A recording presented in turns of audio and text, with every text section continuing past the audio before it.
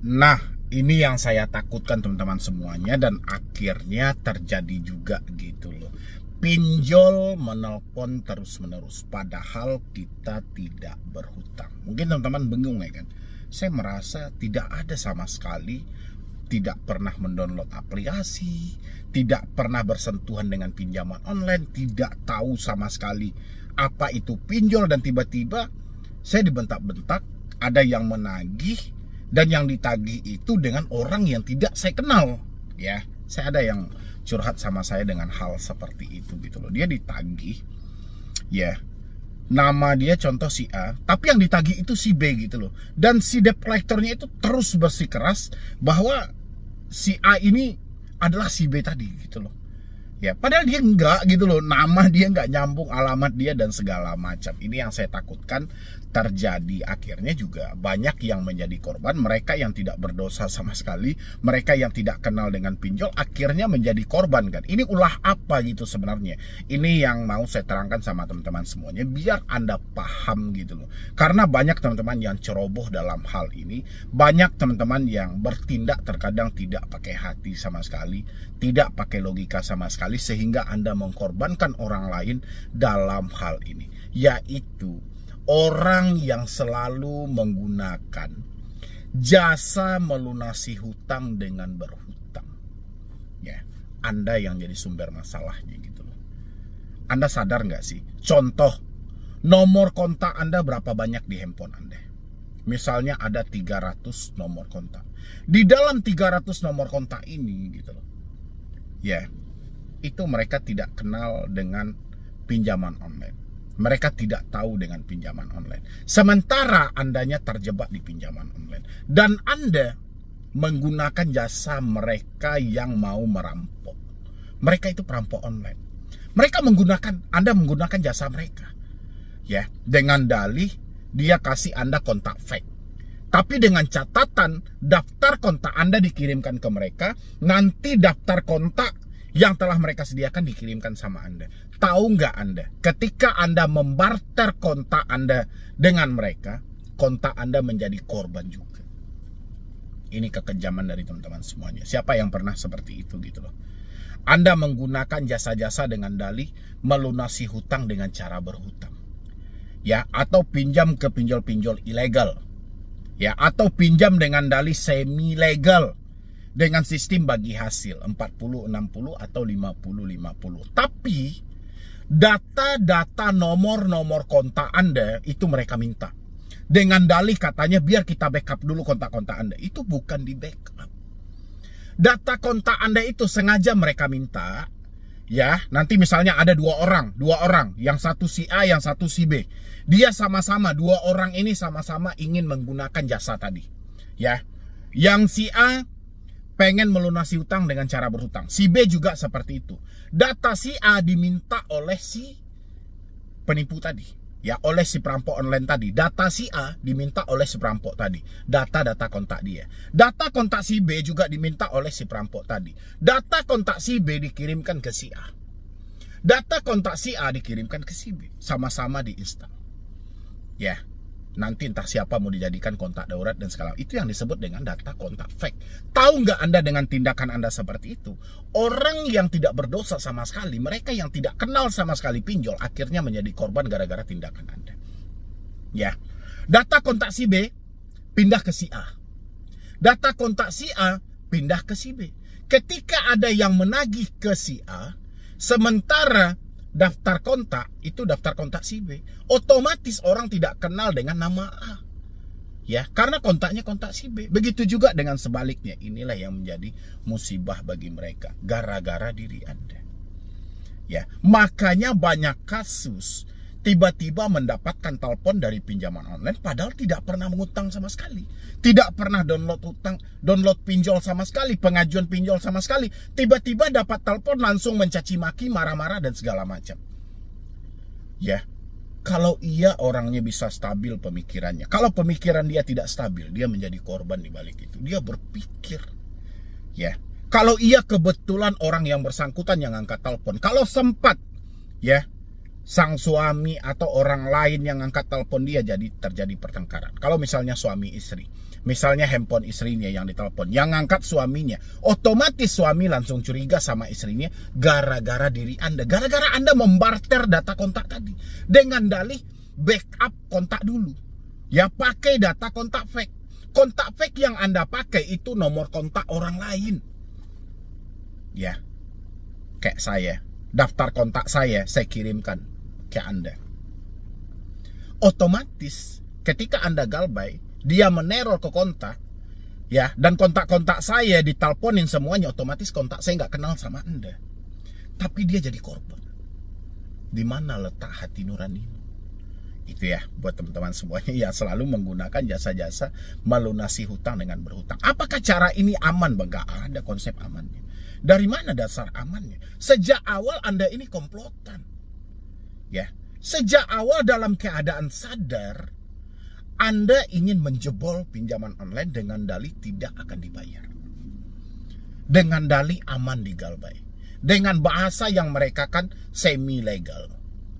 Ya, terus apa nanti akibatnya? Mereka yang membantu Anda, yang mengajak Anda tadi, begitu mereka sudah mendapatkan tujuan mereka, seperti bagi hasil tadi 40-60 atau 50-50, mereka sudah mendapat tujuan mereka, Anda akan ditinggal begitu aja.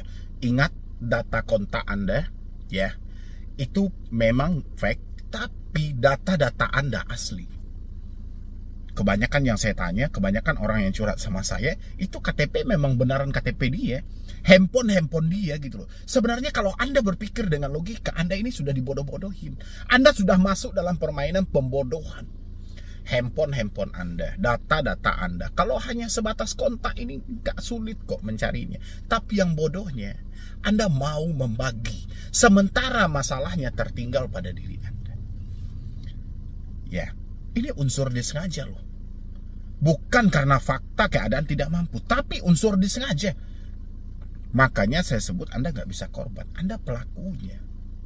Dalam keadaan sadar, Anda melakukan hal itu dengan dalih tidak akan membayar lagi. Ya, ini pikirkan teman-teman semuanya.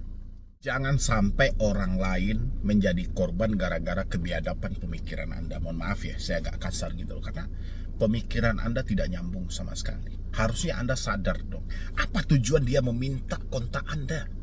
Ya, otomatis data kontak Anda yang telah mereka kumpulkan ini akan dijadikan cuan lagi. Ini akan diperjualbelikan dengan dalih beli amunisi, beli untuk kontak fake dan segala macam. Ini data-data kontak Anda semuanya yang dibarter-barter. Ya, akhirnya orang-orang terdekat Anda, kan semua daftar kontak Anda itu otomatis orang terdekat Anda kan, orang yang pernah Anda temui dan orang yang pernah Anda kenal, menjadi korban gara-gara kesalahan Anda sendiri. Jadi kalau ada teman-teman yang sampai sekarang masih menginginkan sistem-sistem bagi hasil dengan barter-barter data kontak, urungkan niat Anda. Perbuatan Anda sangat biadab banget gitu. Perbuatan Anda sangat jahat. Ya, Anda diperbodoh. Masalah Anda tidak akan selesai, masalah Anda justru makin banyak. Saya bertanggung jawab dengan statement saya. Ya, masalah Anda akan makin banyak, tidak akan selesai sampai di sini. Pasti Anda akan hancur sehancur-hancurnya. Ya, mungkin dari saya cuma itu aja. Jadi buat teman-teman semuanya yang saat ini menjadi korban, yang saat ini sering ditelepon oleh pinjol, terkadang Anda nggak kenal entah atas nama siapa dia menagih, cukup diabaikan aja, itu nggak ada masalah. Sebenarnya Anda menjadi korban di dalam hal itu gitu loh, gara-gara permainan mereka-mereka yang ingin merampok pinjaman online. Jadi tinggal Anda abaikan aja, insya Allah semuanya baik-baik saja kok. Dan Anda yang saat ini masih berupaya mencari jasa-jasa seperti itu, urungkan niatmu. Itu bukan solusi yang tepat, justru itu kamu akan masuk dalam perangkap yang sangat besar dan kamu akan berhadapan dengan tindakan pidana suatu saat. Ya, karena ini murni loh. Tujuan Anda adalah kejahatan. Ya, mungkin dari saya cuma itu aja. Mudah-mudahan ini bisa membantu dan menjawab semua kebingungan dari teman-teman semuanya. Kenapa tiba-tiba dapat telepon, dapat SMS yang mencaci maki, sementara yang ditagih kita nggak kenal. Tapi seakan-akan kita yang meminjam, jadi nggak usah penasaran. Itulah yang terjadi. Mungkin salah satu orang yang pernah menyimpan nomormu, itu dia sedang menggunakan jasa perampok online. Sehingga data kontakmu dibarter. Itu yang terjadi. Ya, Mungkin dari saya cuma itu aja dulu. Terima kasih banyak dan jangan lupa juga untuk disupport dan didukung juga channel ini. Mudah-mudahan channel ini makin berkembang dan saya makin semangat lagi memberikan motivasi dan edukasi. Ya, jadi sekian dulu dari saya, Medi Bro nih. Wassalam. Terjebak di 20 pinjol legal gitu loh. Pertanyaannya, haruskah dibayar gitu loh ya. Oke, buat teman-teman semuanya, mungkin Anda bingung juga ya kan.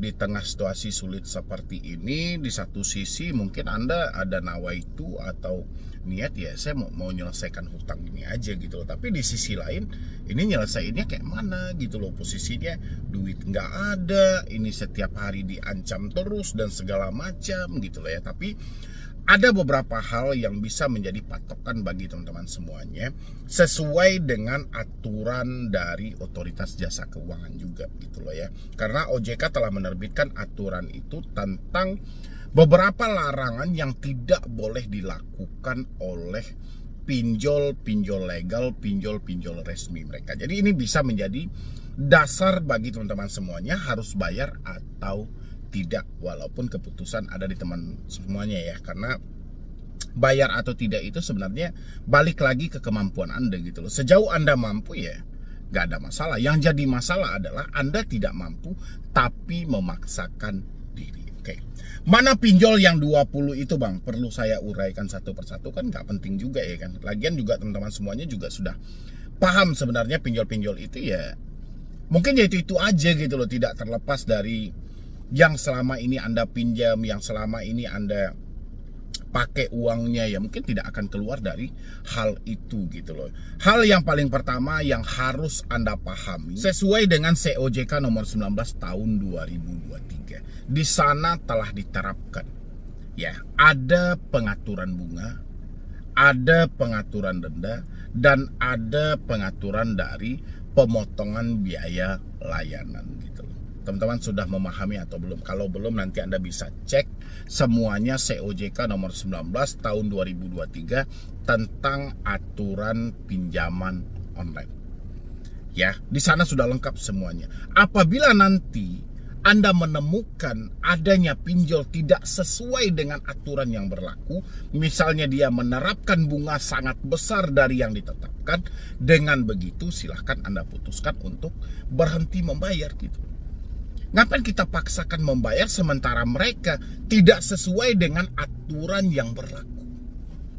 Ya, misalnya kita pinjam 1 juta, kita harus mengembalikan 2 juta. Ini kan nggak sesuai namanya gitu loh. Ya, sementara pencairan dalam 1 juta kita telah dibebankan atau dipotong biaya admin di awal. Ya, itu buat teman-teman semuanya. Dan habis itu pinjol yang juga tidak usah Anda bayar juga ya. Ini tidak usah Anda bayar lagi. Tadi kan Anda bertanya apakah harus dibayar. Pinjol yang tidak usah dibayar biar ini menjadi efek jerah juga. Teman-teman harus memahami dari aturan penagihan kredit dan mekanisme mereka menyalurkan dana. Ya, seperti apa cara mereka menyalurkan dana dan seperti apa cara mereka dalam melakukan penagihan kredit. Karena banyak hal-hal itu yang dilanggar oleh pinjaman-pinjaman legal ini di lapangan. Tapi hal itu tidak pernah tersentuh oleh Otoritas Jasa Keuangan. Walaupun kita tahu OJK tidak akan memberikan sanksi terhadap pinjol-pinjol itu, walaupun sudah kita laporkan dan segala macam, tapi kita bisa memberi efek jerahnya. Efek jerah yang bisa kita berikan terhadap pinjol ini, yang pertama mungkin kita bisa menghafal dulu persi-persi dari penagihannya. Kalau mereka melakukan penagihan dengan persi ancaman, saya pengen teman-teman semuanya tidak usah dibayar lagi gitu loh. Karena ini miris banget gitu loh. Kalau Anda sudah diancam dulu, Anda sudah ditakut-takuti dulu, sudah dicaci maki dulu, habis itu Anda melakukan pembayaran, ini kasihan orang berikutnya.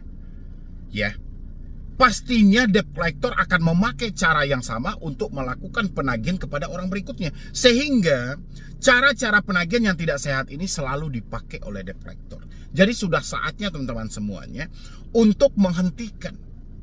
Ya, misalnya Anda 2 hari menjelang jatuh tempo.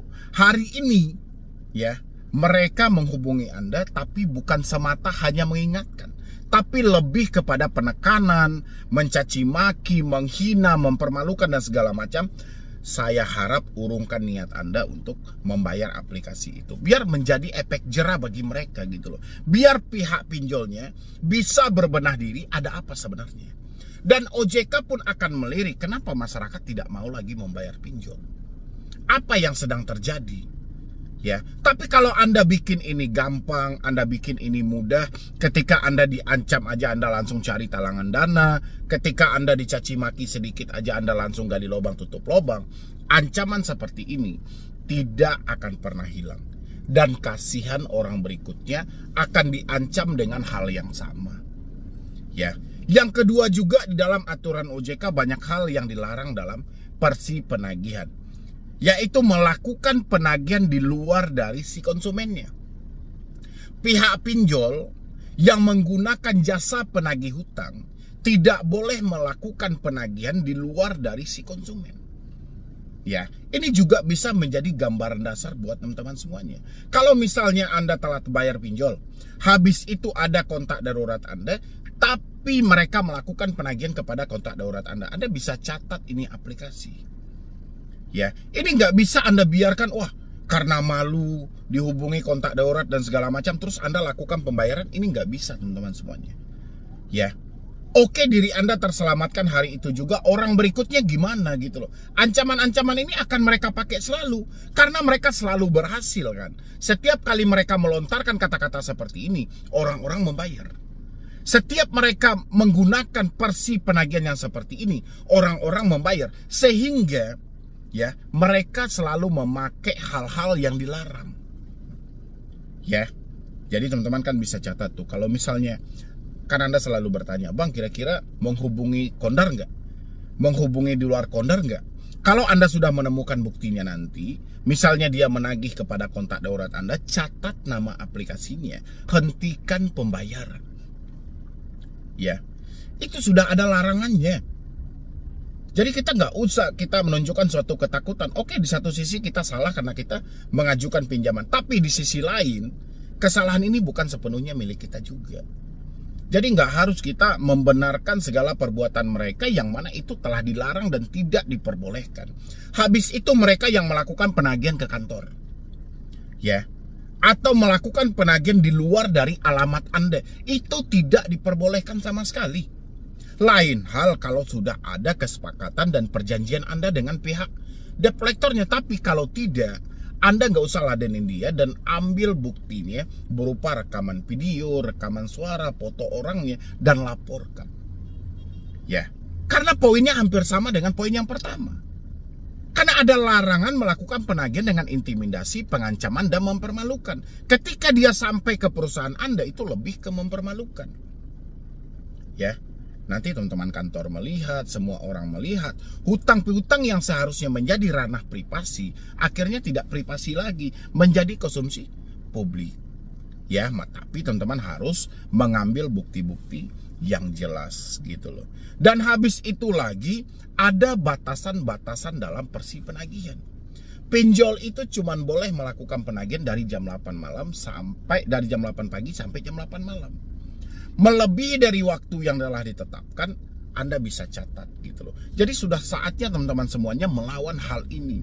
Nggak bisa lagi Anda biarkan. Kalau pertanyaan Anda tadi, Bang, 20 pinjol ini misalnya, kalau kita telat bayar atau kita saat ini tidak mampu bayar atau kita sudah terlanjur terjebak di sana, apakah harus bayar? Ya, bayar atau tidak itu kembali ke kemampuan Anda. Tapi saya cuma mengingatkan, kalau Anda menemukan pelanggaran-pelanggaran yang terjadi, tolong buat teman-teman semuanya gitu loh. Cuman Anda yang bisa menghentikan hal ini. Kalau Anda terus-terusan membayar sementara mereka sudah melanggar aturan yang ada, ini sampai kapanpun cara ini akan dipakai pinjol selalu. Ya, tidak akan pernah dia tinggalkan karena cara ini yang menguntungkan mereka. Ya, jadi kalau untuk risiko yang Anda pikirkan, risiko pinjol itu nggak ada yang berat.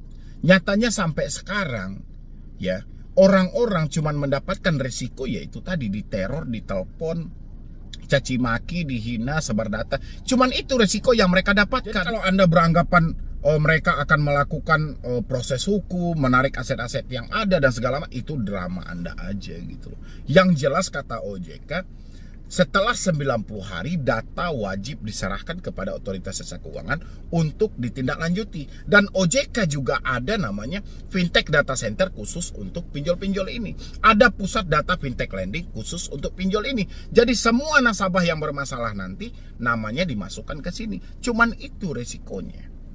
Ya, coba Anda yang galbay sudah 1 tahun, 2 tahun gitu loh. Resikonya tidak terlepas dari ketakutan yang Anda alami hari ini. Ya, jadi saya pengen buat teman-teman semuanya, tolong dicatat semuanya gitu loh. Jadi kalau ada mereka yang tidak sesuai lagi dengan aturan yang berlaku, mereka menyalahkan aturan, mereka melanggar larangan, itu tolong dicatat gitu loh. Nggak bisa teman-teman hanya semata, bang katanya begini, bang katanya begini. Nggak bisa semata hanya seperti itu. Ya, kita harus paham ini. Karena diri Anda yang masuk ke sini.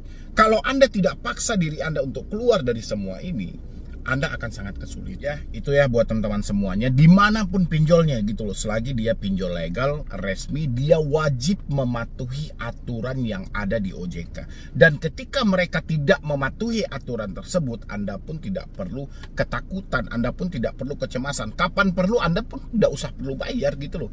Ngapain lagi gitu loh, mereka aja tidak patuh kok. Kalau mereka tidak patuh ya berarti status mereka ilegal dong. Kalau memang mereka di bawah naungan Otoritas Jasa Keuangan ya sudah, mereka harus ikuti. Ketika terjadi pelanggaran berarti mereka keluar dari OJK. Dan kalau keluar dari OJK berarti status mereka ilegal. Kalau sudah ilegal ngapain kita bayar lagi? Ya kan? Lagian juga setiap terjadi permasalahan OJK menyampaikan tidak pernah percaya kok bahwa kasus itu terjadi karena pinjol legal. OJK selalu berdalih itu terjadi karena ilegal. Jadi ngapain teman-teman semuanya takut? Tinggal ganti nomor, hapus WA, email, udah selesai. Perbaiki hidup Anda di tengah ekonomi sulit seperti ini. Gak bisa Anda hanya tertumpu memikirkan hutang sementara Anda tidak bekerja. Sementara penghasilan tidak ada, duit masuk gak ada. Tapi setiap hari Anda memikirkan hutang. Ya, yang ada hidup Anda makin hancur. Oke teman-temanku semuanya, mungkin dari saya cuma itu aja. Terlebih dan terkurangnya saya mohon maaf. Insya Allah nanti kita akan lanjutkan juga untuk membahas yang lebih detail lagi cara-cara Anda untuk keluar dari jeratan pinjaman online. Karena saya perhatikan sepanjang 2025 yang telah berjalan ini, itu makin banyak. Apalagi setelah lebaran kemarin, malah makin banyak orang yang terjebak di pinjol. Bukan makin berkurang, tapi makin banyak. Ya, nanti harus ditekankan dan ditegaskan supaya orang-orang ini bisa lepas semuanya. Dan jangan lupa juga buat teman-teman semuanya untuk disupport selalu channel Solusi Utang dengan cara di like, di share, dan di subscribe juga ya. Jadi sekian dulu dari saya, Midi Broni. Wassalam.